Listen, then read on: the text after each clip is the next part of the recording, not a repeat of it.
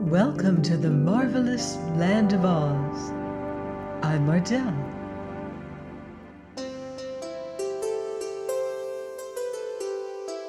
Reading The Patchwork Girl of Oz by L. Frank Baum.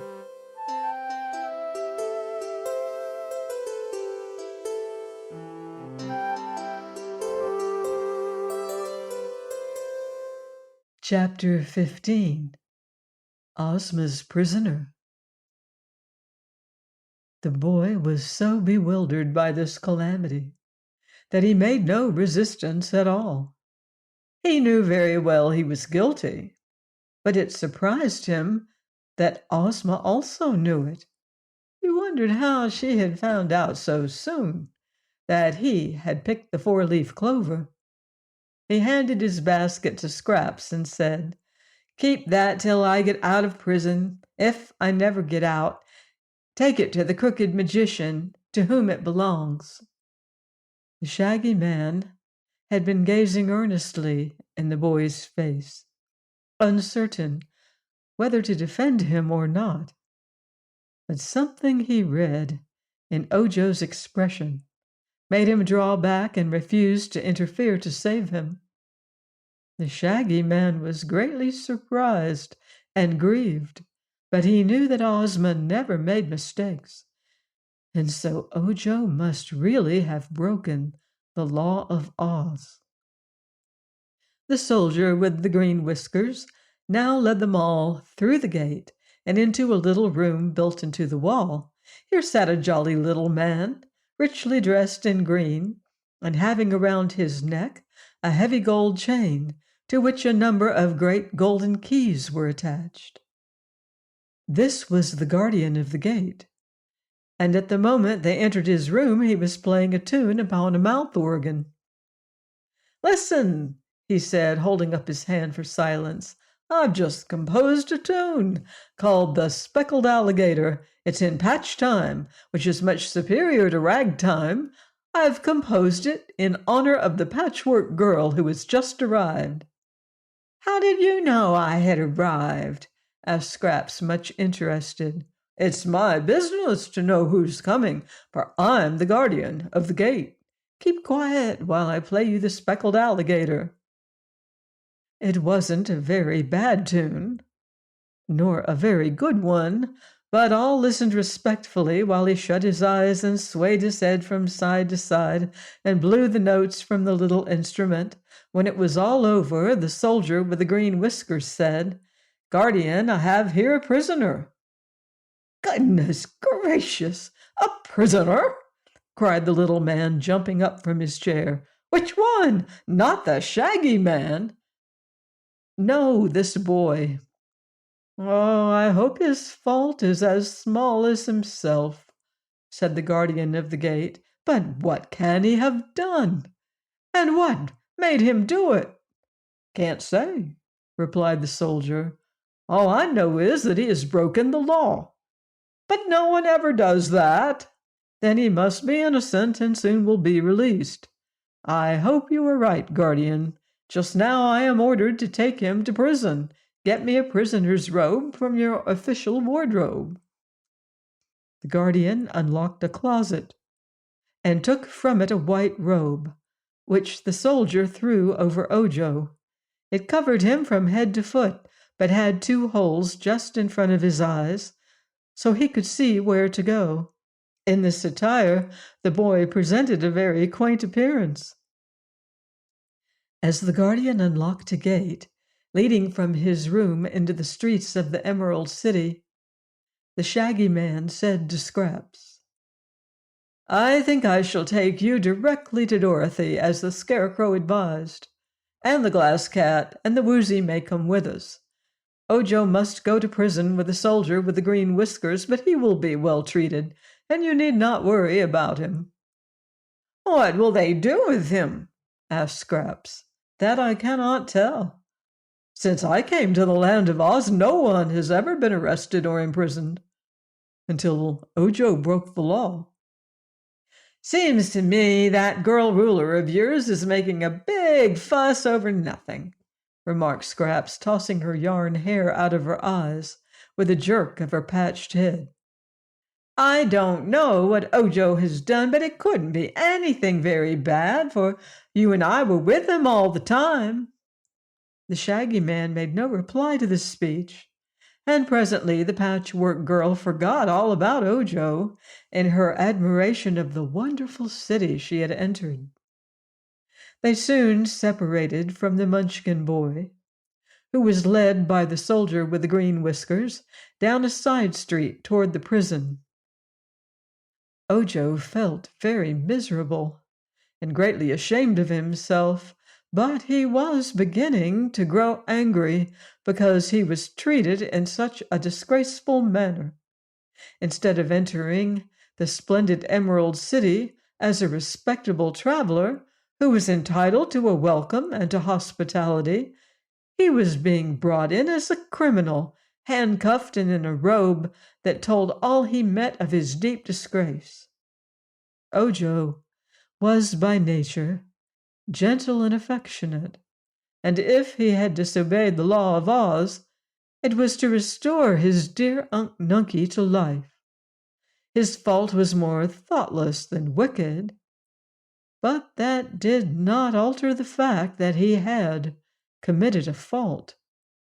At first he had felt sorrow and remorse, but the more he thought about the unjust treatment he had received, unjust merely because he considered it so, the more he resented his arrest, blaming Ozma for making foolish laws and then punishing folks who broke them. Only a six-leaved clover, a tiny green plant growing neglected and trampled underfoot. Oh, what harm could there be in picking it? Ojo began to think Ozma must be a very bad and oppressive ruler for such a lovely fairyland as Oz. The Shaggy Man said the people loved her, but how could they? The little Munchkin boy was so busy thinking these things, which many guilty prisoners have thought before him, that he scarcely noticed all the splendor of the city streets through which they passed. Whenever they met any of the happy, smiling people, the boy turned his head away in shame, though none knew who was beneath the robe.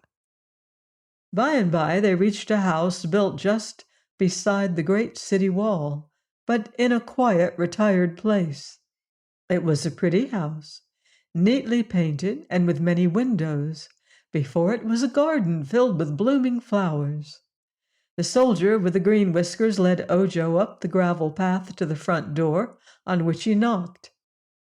A woman opened the door, and seeing Ojo in his white robe, exclaimed, "Goodness me, a prisoner at last! But what a small one, soldier!" "The size doesn't matter, Tollydiggle, my dear. The fact remains that he is a prisoner," said the soldier, "and this being the prison, and you the jailer, it is my duty to place the prisoner in your charge." "True. Come in, then, and I'll give you a receipt for him." They entered the house and passed through a hall to a large circular room, where the woman pulled the robe off from Ojo and looked at him with kindly interest. The boy, on his part, was gazing around him in amazement, for never had he dreamed of such a magnificent apartment as this in which he stood. The roof of the dome was of colored glass, worked into beautiful designs. The walls were paneled with plates of gold, decorated with gems of great size and many colors, and upon the tiled floor were soft rugs delightful to walk upon. The furniture was framed in gold and upholstered in satin brocade, and it consisted of easy chairs, divans, and stools in great variety. Also, there were several tables with mirror tops and cabinets filled with rare and curious things. In one place, a case filled with books stood against the wall, and elsewhere Ojo saw a cupboard containing all sorts of games. "May I stay here a little while before I go to prison?" asked the boy pleadingly. "Why, this is your prison," replied Tollydiggle, "and in me behold your jailer. Take off those handcuffs, soldier, for it is impossible for anyone to escape from this house." "I know that very well," replied the soldier, and at once unlocked the handcuffs and released the prisoner. The woman touched a button on the wall and lighted a big chandelier that hung suspended from the ceiling, for it was growing dark outside. Then she seated herself at a desk and asked, "What name?" "Ojo the Unlucky," answered the soldier with the green whiskers. "Unlucky, ah, well, that accounts for it," said she. "What crime?" "Breaking a law of Oz." "All right, there's your receipt, soldier. And now I'm responsible for the prisoner." "I'm glad of it, for this is the first time I've ever had anything to do in my official capacity," remarked the jailer in a pleased tone. "It's the same with me, Tollydiggle," laughed the soldier. "But my task is finished, and I must go and report to Ozma that I've done my duty like a faithful police force, a loyal army, and an honest bodyguard, as I hope I am." Saying this, he nodded farewell to Tollydiggle and Ojo and went away. "Now then," said the woman briskly, "I must get you some supper, for you are doubtless hungry. What would you prefer, blanked whitefish, omelet with jelly, or mutton chops with gravy?" Ojo thought about it. Then he said, "I'll take the chops, if you please." "Very well, amuse yourself while I'm gone. I won't be long." And then she went out by a door and left the prisoner alone. Ojo was much astonished, for not only was this unlike any prison he had ever heard of, but he was being treated more as a guest than a criminal. There were many windows, and they had no locks.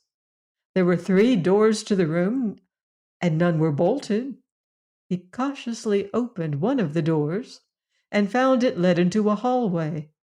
But he had no intention of trying to escape. If his jailer was willing to trust him in this way, he would not betray her trust. And moreover, a hot supper was being prepared for him, and his prison was very pleasant and comfortable.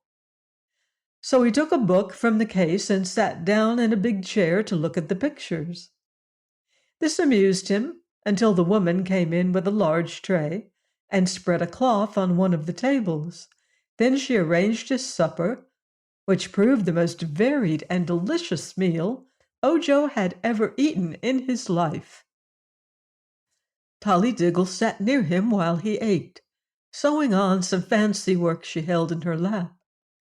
When he had finished, she cleared the table and then read to him a story from one of the books. "Is this really a prison?" he asked when she had finished reading. "Indeed it is," she replied. "It is the only prison in the land of Oz." "And am I a prisoner?" "Bless the child, of course." "Then why is the prison so fine? And why are you so kind to me?" he earnestly asked. Tollydiggle seemed surprised by the question, but she presently answered, "We consider a prisoner unfortunate. He is unfortunate in 2 ways, because he has done something wrong, and because he is deprived of his liberty. Therefore, we should treat him kindly because of his misfortune, for otherwise he would become hard and bitter and would not be sorry he had done wrong. Ozma thinks that one who has committed a fault did so because he was not strong and brave, Therefore she puts him in prison to make him strong and brave. When that is accomplished, he is no longer a prisoner, but a good and loyal citizen, and everyone is glad that he is now strong enough to resist doing wrong. You see, it is kindness that makes one strong and brave, and so we are kind to our prisoners. Ojo thought this over very carefully. I had an idea, said he, that prisoners were always treated harshly to punish them. That would be dreadful, cried Tollydiggle. Isn't one punished enough in knowing he has done wrong? Don't you wish, Ojo, with all your heart, that you had not been disobedient and broken a law of Oz? I hate to be different from other people, he admitted. Yes, one likes to be respected as highly as his neighbors are, said the woman. When you are tried and found guilty, you will be obliged to make amends in some way. I don't know just what Ozma will do to you, because this is the first time one of us has broken a law. But you may be sure she will be just and merciful. Here in the Emerald City, people are too happy and contented ever to do wrong. But perhaps you came from some faraway corner of our land, and having no love for Ozma, carelessly broke one of her laws. Yes, said Ojo, I've lived all my life in the heart of a lonely forest where I saw no one but dear Unc Nunkie. I thought so, said Tollydiggle, but now we have talked enough, so let us play a game until bedtime. Please join me next time for more magical adventure here on the marvelous land of Oz. Goodbye for now. See you in Oz.